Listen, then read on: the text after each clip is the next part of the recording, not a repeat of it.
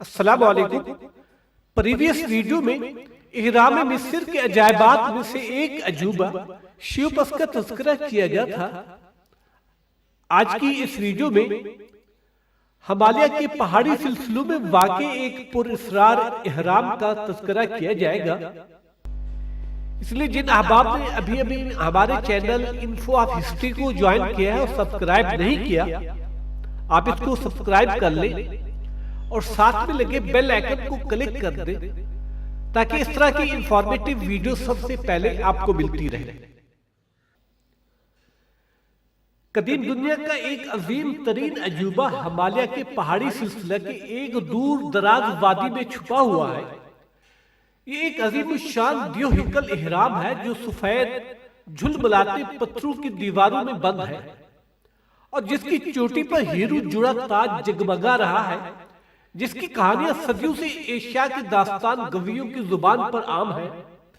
اس عجوبہ روزگار اہرام کا صحیح محل وقوع تو معلوم نہیں ہو سکا، تاہم دوسری جنگ عظیم کے دوران میں ایک امریکی ہواباز نے ان پہاڑوں پر سے گزرتے ہوئے اس کے مشاہدے کی خبر ضرور دی تھی۔ اس ہواباز کا نام جیمز گاسمین تھا۔ اس وقت جیمز گاسمین اپنی واپسی کی پرواز پر تھا اور اسے آسام پہنچنا تھا۔ اس نے کہا کہ میں نے چوٹی سے طیارے کو بچایا اور پھر ایک طویل وادی پر آ گیا اور کہا کہ میرے ٹھیک نیچے ایک دیو ہیکل اہرام تھا۔ سفید اہرام بالکل ایسا لگتا تھا جیسے وہ پریوں کا محل ہو۔ وہ جگمگاتے سفید پتھروں کا بنا ہوا تھا یا شاید کسی سفید دھات کا۔ وہ چاروں طرف سے بالکل سفید دکھائی دے رہا تھا۔ سب سے حیرت انگیز چیز اس کی چوٹی تھی جو ہیرے جواہرات کی طرح جھلملاتی تھی یا شاید وہ کرسٹل تھا جو روشنیاں بکھیر رہا تھا۔ گاسمین نے اس پر 3 چکر لگائے۔ وہاں کوئی ایسی جگہ نہ تھی جہاں وہ کہہ رہا تھا کہ میں طیارہ اتار سکوں، حالانکہ میرا بڑا جی چاہ رہا تھا کہ اس عجوبہ روزگار عمارت کو قریب جا کر دیکھوں۔ پہاڑوں کے اندرونی اور بیرونی حدود میں پرواز کرتے ہوئے گاسمین نے طیارے سے نیچے دریائے برہمسترا دیکھا۔ وہ آسام کے ہوائی اڈے پر بڑی حفاظت سے اتر گیا۔ جیمز گاسمین کو یقین تھا کہ اس سفید اہرام کو کسی روز ضرور دریافت کر لیا جائے گا، پتہ نہیں اس میں کتنا وقت لگے گا۔ اس نے کہا کیونکہ ہمالیائی سلسلہ کو ابھی تک دریافت نہیں کیا جا سکا ہے اور نہ ہی اس کے نقشے تیار ہو سکے ہیں، اور جب یہ کام ہو جائے گا تو پوری دنیا میں سنسی پھیل جائے گی۔ اس اہرام کے گرد کچھ نہیں ہے، بس ویرانے میں وہ اکیلا بڑی شان سے استادہ ہے۔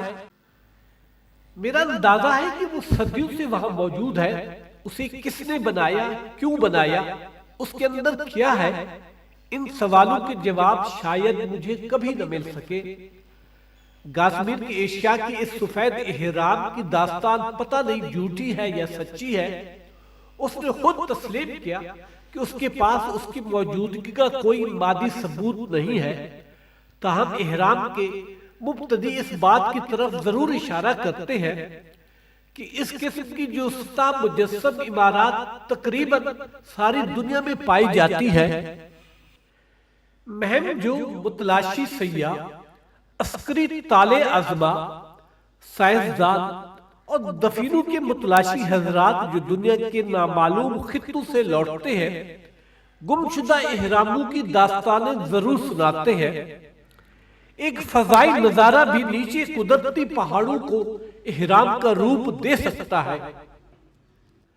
ایسا لگتا ہے جیسے قدیم دور کے انسانوں نے زمین پر پر اسرار اہراموں کا ایک جال سا بچھایا ہوا تھا۔ ان سنگی یادگاروں کی تعمیر کا مقصد اب تک سمجھ میں نہیں آ سکا اور نہ ہی ہم اب تک ان کی تعمیر کا راز جان سکے ہیں۔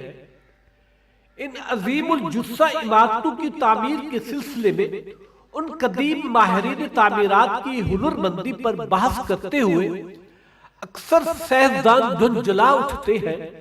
کیا ہم تاریخ دانوں پر یقین کر سکتے ہیں ٹیکنالوجی کے علم کے بغیر، جدید تعمیری ساز و سامان و آلات کے بغیر، ایڈوانس ریاضی کے علم کے بغیر ہم سے کہا جا رہا ہے کہ ہم اس بات پر ایمان لے کر آئیں کہ یہ عجوبہ روزگار اہرام قدیم زمانے کے سیدھے سادے کسانوں کے ایک گروہ نے تعمیر کی ہے۔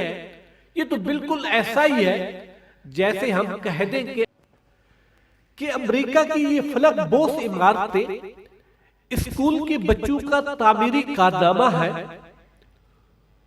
کچھ سائنسدانوں کو یعنی تاریخ دانوں کو یقین ہے کہ جب اہرام کے اسرار کھلیں گے تو انسانی تخلیق کے بہت سے سربستہ رازوں پر سے پردہ اٹھ جائے گا۔